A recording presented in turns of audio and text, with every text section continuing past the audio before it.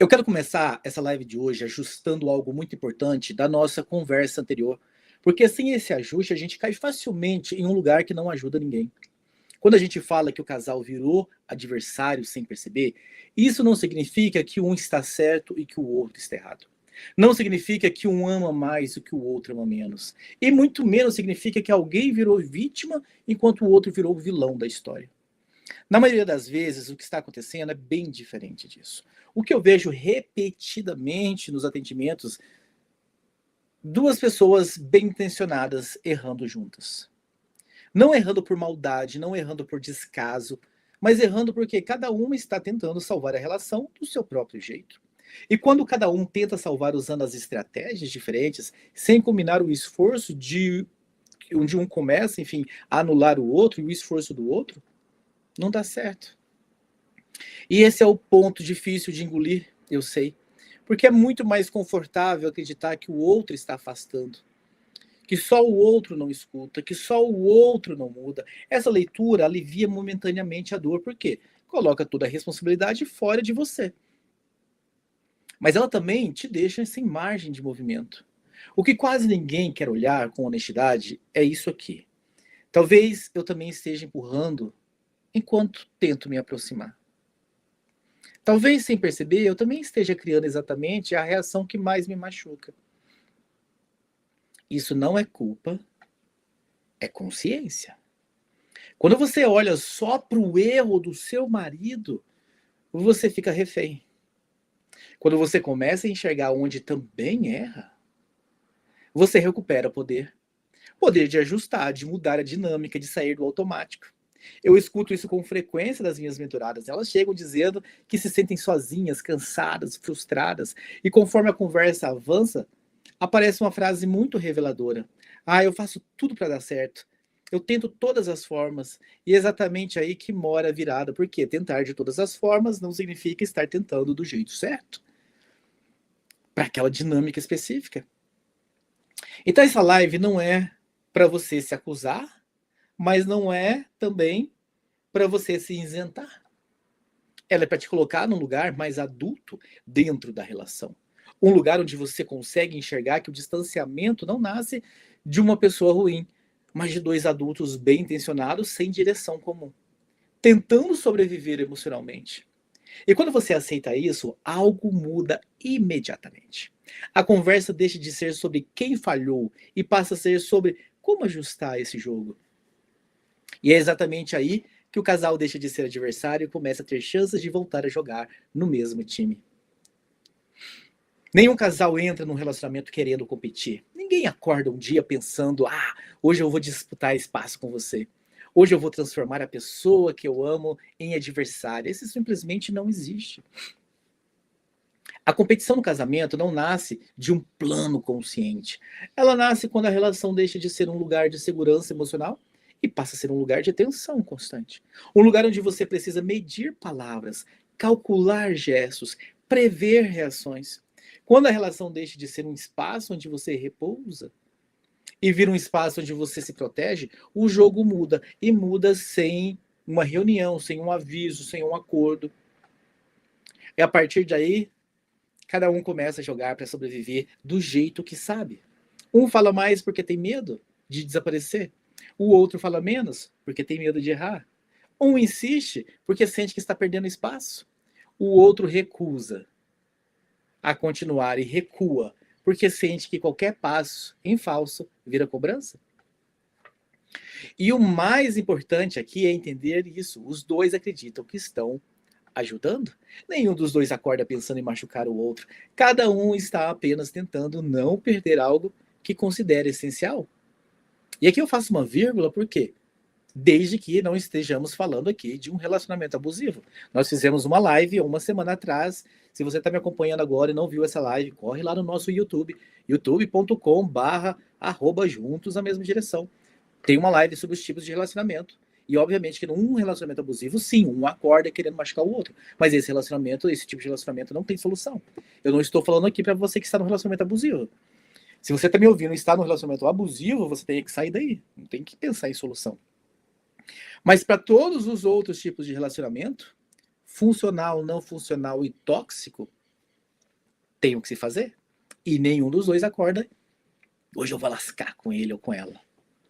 E é aqui que a competição começa de verdade. Não porque alguém quer ganhar, mas porque alguém tem medo de perder.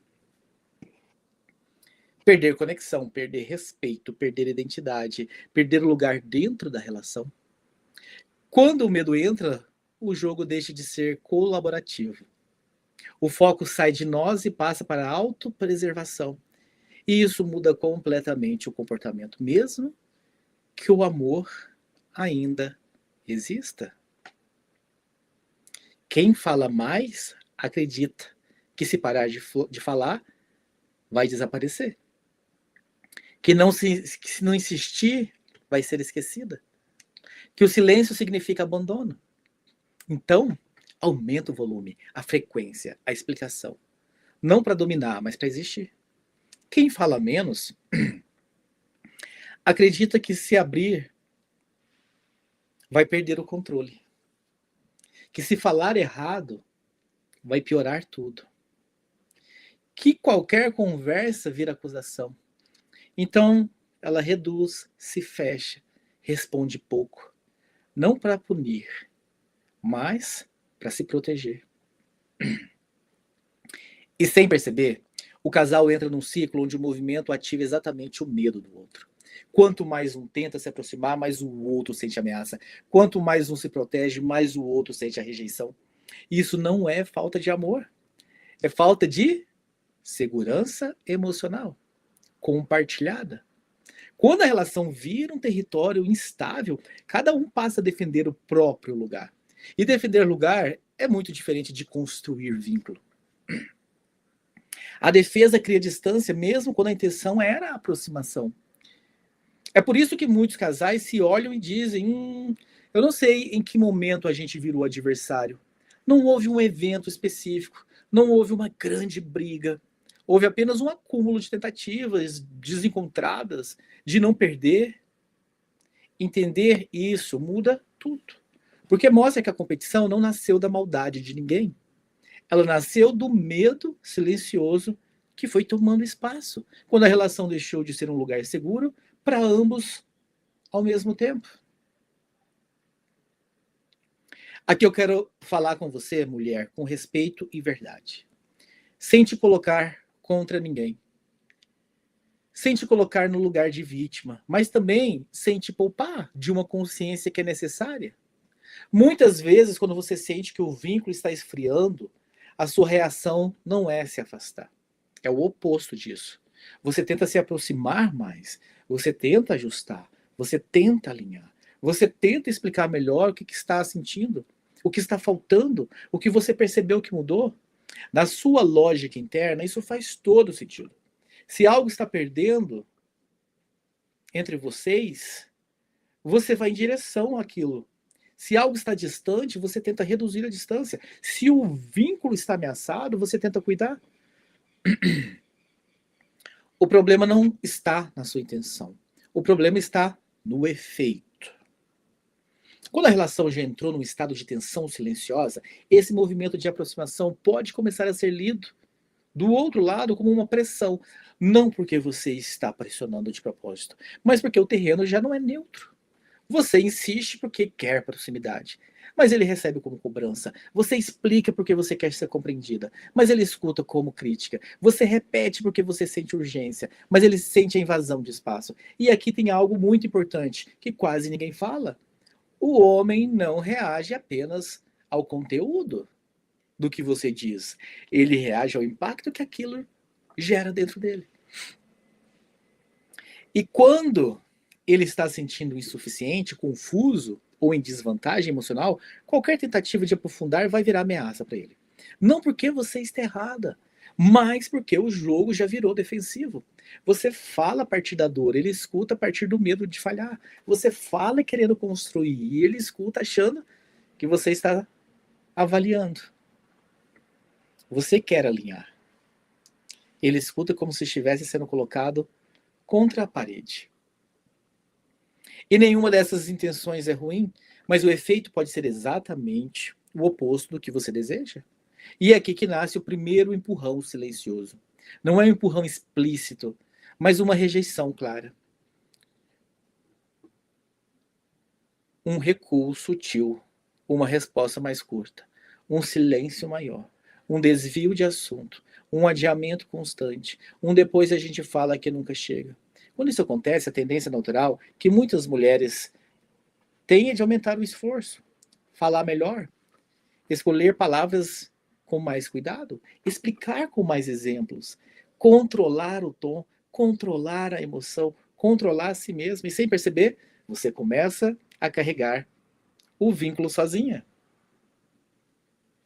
Não porque ele pediu, mas porque você sentiu que, se não fizer isso, tudo vai desmoronar. Esse é o ponto delicado, porque aqui não existe um vilão. Existe um desencontro. Você está tentando salvar o vínculo pela via da proximidade emocional. Ele está tentando se proteger pela via do afastamento funcional. Os dois acreditam que estão evitando algo pior. E é exatamente isso que transforma o casal em adversário, sem que ninguém tenha escolhido esse papel conscientemente. Perceber isso não é se culpar, é recuperar a clareza. Porque quando você entende como o seu movimento é lido do outro lado, você para de insistir no mesmo erro. E quando você para de empurrar sem perceber, o espaço deixa de virar ameaça. Essa consciência muda o jogo. Porque ele tira você do automático e te devolve a escolha. E escolha é o primeiro passo para sair da competição e voltar para a coordenação. Do outro lado, o homem também está errando. E isso é importante dizer com clareza. Não por frieza, não por falta de sentimento, mas por limitação da leitura emocional da situação. Quando ele começa a sentir que qualquer conversa vira um campo minado, algo muda por dentro. Ele deixa de entrar para construir, ele passa a entrar para se proteger. E proteção, nesse caso, não é ataque, é redução de exposição. Ele começa a encurtar respostas, ele evita certos assuntos, ele desvia de temas que antes antes ele encarava. Ele silencia mais do que gostaria. Não porque ele não se importa, mas porque ele não sabe como entrar sem sair menor. Aqui existe um diálogo interno que quase nunca é dito em voz alta, mas que eu escuto com muita frequência dos homens que eu atendo. Ele pensa algo como: se eu falar isso, isso vai virar mais um problema. Se eu tentar explicar, vai soar como desculpa. Se eu ceder, nunca é suficiente. Se eu entrar nessa conversa, eu perco o controle da situação. O homem, quando se sente constantemente avaliado, ele começa a associar vínculo à falha. E quando o vínculo vira sinônimo de falha, o movimento natural é o quê? Evitar o contato. Não para punir, mas para não se sentir incapaz. Enquanto você tenta puxar a conversa para perto, ele tenta escapar do que sente, como um teste constante. Enquanto você busca proximidade, ele busca um alívio. Enquanto você quer aprofundar, ele quer estabilizar. E assim se forma o ciclo. Você interpreta o silêncio como desinteresse, ele interpreta a conversa como risco, você aumenta a tentativa, ele aumenta a retirada, não porque ele não quer você, mas porque ele não sabe como ficar sem se sentir pressionado, exposto ou em desvantagem. E esse é um erro real. Por quê? Ao se proteger demais, ele abandona o vínculo. E ao abandonar o vínculo, ele alimenta exatamente a solidão que você sente. Mas isso não nasce da indiferença, nasce da incapacidade emocional de sustentar presença, quando não sabe como agir sem falhar. Quando você entende isso, algo importante muda dentro de você. Você para de ler o silêncio apenas como uma rejeição pessoal. Você começa a enxergar como um erro de estratégia emocional. E isso não absolve ninguém. Eu não estou falando que agora você entendeu ele e que ele está absolvido, então. Não é isso que eu estou te dizendo. Mas vai tirar o casal do lugar de inimigos. Vocês viraram inimigos. Como é que você quer que isso aí dê certo se vocês viraram dois inimigos? Porque aqui não tem uma pessoa errada e a outra certa. Tem duas pessoas tentando não perder algo importante, mas usando caminhos que se chocam. Vocês estão numa disputa, um querendo vencer o outro. E enquanto cada um insiste no próprio jeito de se proteger, o vínculo vai ficando no meio, sem espaço para respirar. Antes de continuar com esse assunto, eu quero te pedir licença para rapidamente me apresentar. Vai que você caiu aqui e ainda não me conhece, né? Quem que é esse cara falando? Meu nome é Thiago Raposo, eu sou terapeuta de relacionamentos. E o objetivo desse canal, dessa página, é te mostrar como parar de se sentir sozinha no teu casamento. Entendendo a cabeça do teu marido em 12 semanas. Se fizer sentido para você, segue a página. Curte para que esse vídeo chegue a mais pessoas. Se o que a gente falou até aqui fez sentido para você, é interessante que você ajude o canal a ficar cada vez maior, para que essa mensagem consiga chegar em mais mulheres, que saem outros homens, para que essa disputa comece a virar parceria. Voltando ao nosso assunto, é aqui que o jogo muda de natureza, sem que ninguém perceba. A conversa deixa de ser um espaço de encontro e passa a ser um espaço de disputa silenciosa. Não declarada, né? Não assumida, mas sentida no corpo. Você entra na conversa querendo ganhar a conversa. E ganhar aqui não significa vencer o outro, significa ser validada, ser reconhecida, ser ouvida de verdade. Ele entra na mesma conversa querendo não perder espaço. E não perder espaço para ele significa não ser culpado, não ser diminuído, não ser encurralado emocionalmente. Os dois entram com intenções legítimas, mas completamente diferentes. E quando esses dois movimentos se encontram, a conversa já nasce torta. Você acredita que está buscando um vínculo, ele acredita que está se defendendo de um ataque. Você fala para se aproximar, ele escuta como se precisasse se proteger. E a partir daí, cada palavra ganha peso demais. Cada pausa vira um sinal, cada resposta curta vira uma prova de algo. E o clima muda antes mesmo do assunto avançar. E aqui está um ponto importante. Quando a conversa vira território de disputa, ninguém escuta para entender. Todo mundo escuta para reagir. Você escuta procurando sinais de acolhimento, ele escuta procurando sinais de crítica. Você ajusta o tom tentando não afastar, ele mede a resposta tentando não se comprometer. E sem perceber, vocês começam a jogar um contra o outro. Não por maldade, mas por falta de amor. Não, não é falta de amor também. Não é por maldade, não é por falta de amor. Por que é então? Por desalinhamento.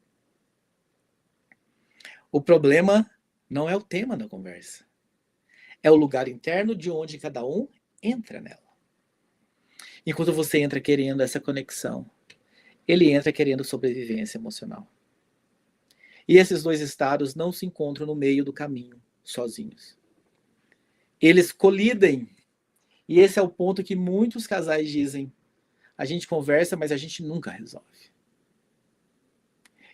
Ele não resolve porque a conversa deixou de ser um instrumento de coordenação e virou um campo de tensão. Quando isso acontece, a tendência é repetir o padrão. Você tenta mais uma vez, ele se fecha um pouco mais, você se sente ignorada, ele se sente atacado e o jogo se reforça.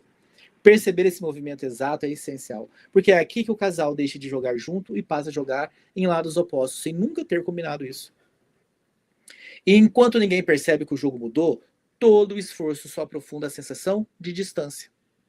E a boa notícia é que se o jogo mudou por falta de alinhamento, ele também pode voltar por consciência. Mas antes de qualquer ajuste, é preciso reconhecer onde a conversa deixou de ser ponte e começou a virar arena. E é exatamente aqui que mora um dos maiores equívocos do casal. Um equívoco silencioso, mas profundamente destrutivo.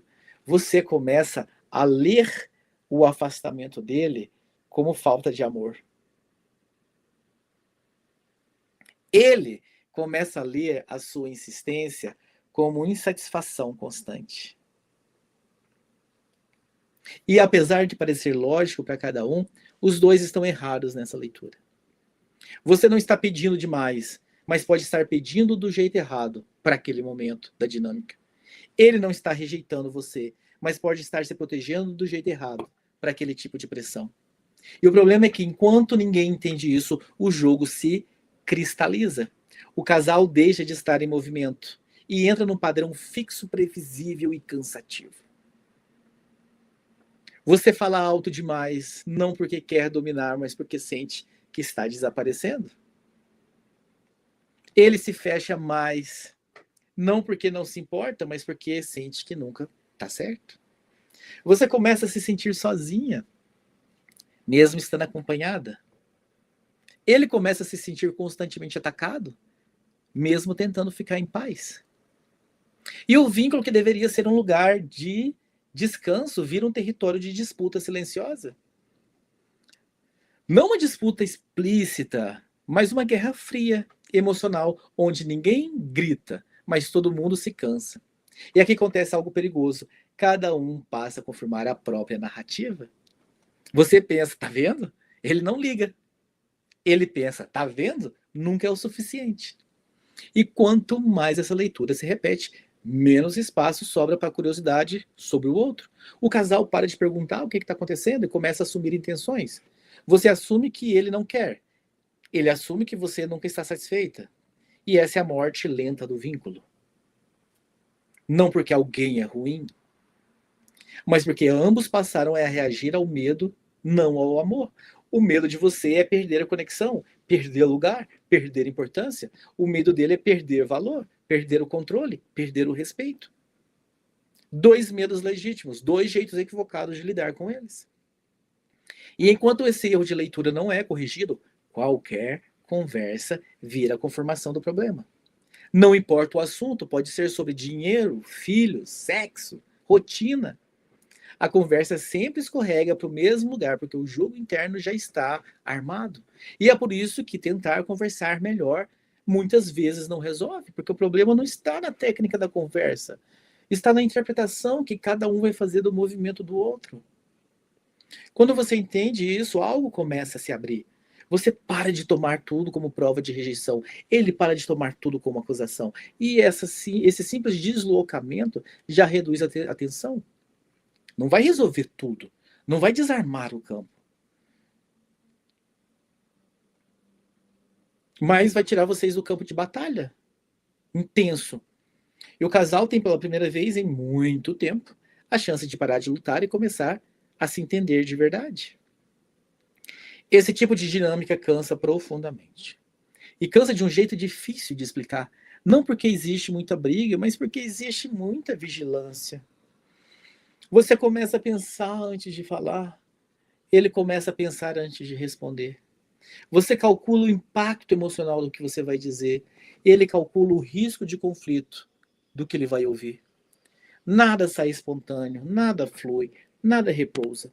A relação deixa de ser um lugar de descanso e vira um lugar de esforço constante. Um espaço onde você precisa estar sempre atenta, sempre regulada, sempre medindo consequência. E esse é um tipo de desgaste que não aparece em discussões grandes. Ele aparece no corpo, no cansaço que chega no fim do dia, mesmo quando nada de grave aconteceu. Na sensação de que qualquer conversa simples exige energia demais. E eu escuto isso com muita frequência. Das mulheres que eu acompanho, dos poucos homens que eu também acompanho. Não vem em forma de queixa dramática, vem quase que num suspiro cansado. Elas dizem algo como: Tiago, eu me sinto muito cansada, sem saber exatamente do que. Parece que nada flui mais, tudo exige um esforço enorme. Esse cansaço não vem da falta de amor, vem da manutenção constante de um jogo errado. E quando você precisa vigiar o que fala para não afastar, e ele precisa vigiar o que responde para não provocar conflito, o vínculo vai ficando artificial. Correto por fora, mas tenso por dentro.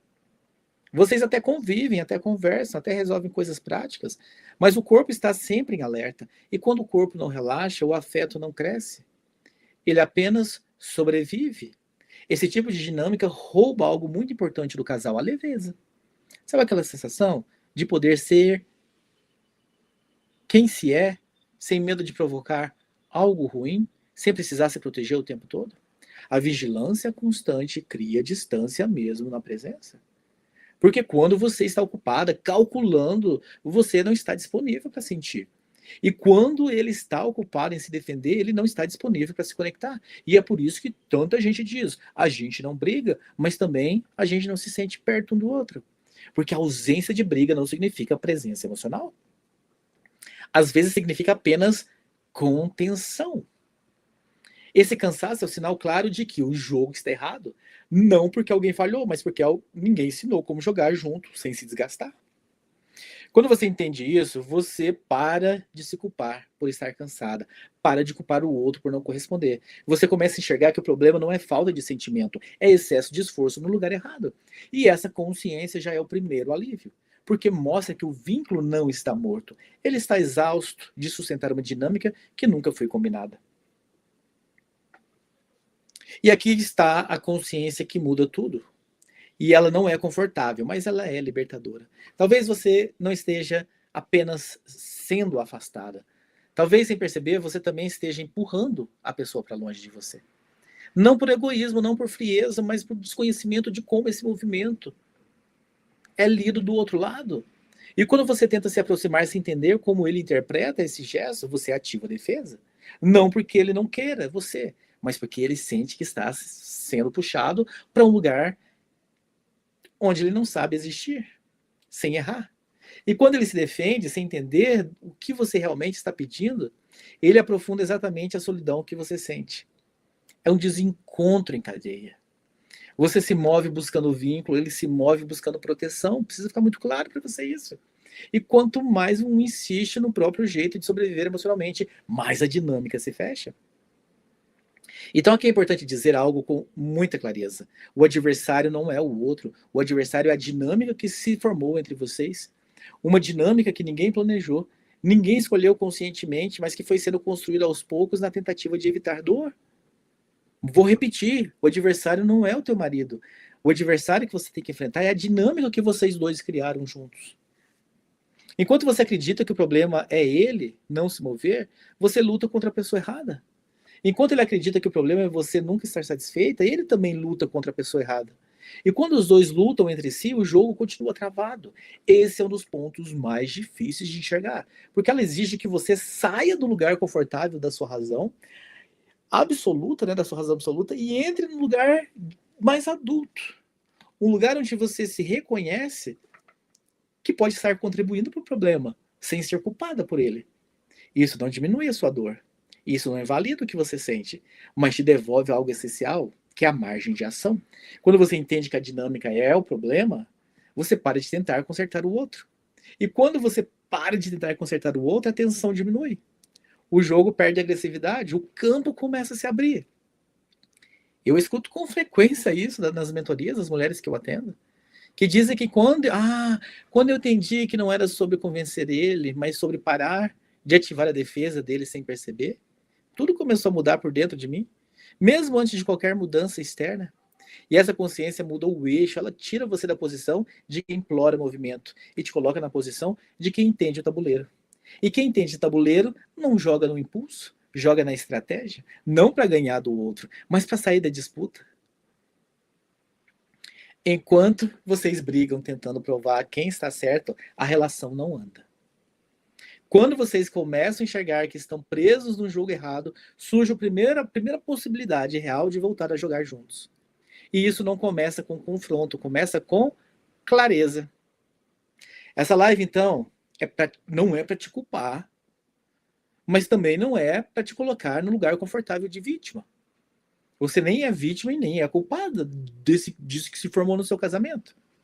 Você é parte da responsabilidade. Então ela é para te devolver o poder, porque existe uma diferença enorme entre culpa e responsabilidade. Culpa paralisa, responsabilidade abre margem de ação. E o que eu quero que você leve daqui é exatamente isso, margem de movimento. Quando você entende onde também está errando, você não se diminui, você se posiciona melhor. Você deixa de agir no automático e passa a escolher com mais consciência. E escolha muda a dinâmica.